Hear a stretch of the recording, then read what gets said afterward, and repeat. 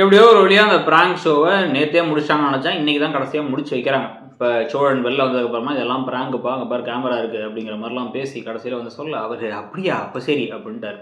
நான் என்ன அவங்கள்ட்ட போய் சரியான ஃப்ராட் அந்தால போய் லவ் பண்ணியிருக்கேன்னு சொல்லிட்டு வந்துட்டேன் அப்படின்னு மட்டும் சொல்லிடுறாங்க நிலா.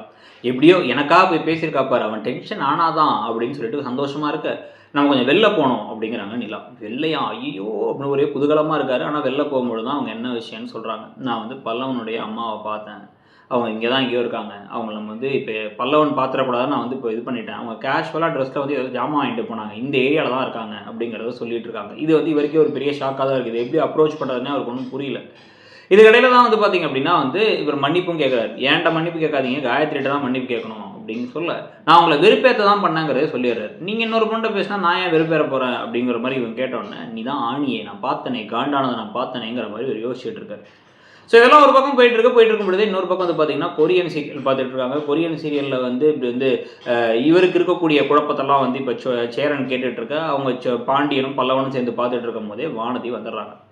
வானதி உள்ளார வந்தவங்க என்ன பண்ணுறாங்க அப்படின்னு வந்து பார்த்தீங்க அப்படின்னா, ஏன் ஃபோன் எடுக்கல, நான் மெசேஜ் அனுப்பா மட்டும் பார்த்துட போறியா அப்படின்னு கேட்க, என்ன ஒரு பிரச்சனைங்கிறாரு பாண்டியன். என்ன பிரச்சனைன்னு கேட்டால் பல்லவன் சொல்ல வரதுக்கு முன்னாடி தடுத்துடுறாரு பாண்டி வேணான்ட்டு.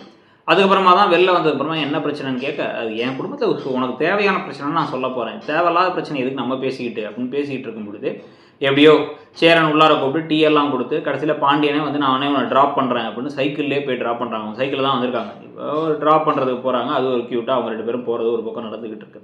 இதுக்கடையில் பல்லவனுடைய அம்மா கேரக்டரை திருப்பி உள்ளார கூப்பிட்டு வரதும் சந்தா அந்த வீட்டுக்கு வரதும் ஒரே டைமில் இருக்க போகுது. 2 ஹிந்தி பேசக்கூடிய பெண்மணிகள் இந்த வீட்டுக்குள்ளார வந்து அதுக்கப்புறம் என்னென்ன விஷயங்கள் நடக்க போகுது, இவங்களுக்குள்ளே ஏதாச்சும் உறவுகள் இருக்கா அந்த சந்தாவுக்கும் இந்த பல்லவனுடைய அம்மாவுக்குங்கிறதெல்லாம் போக போக தான் தெரிய வரும்னு நினைக்கிறேன்.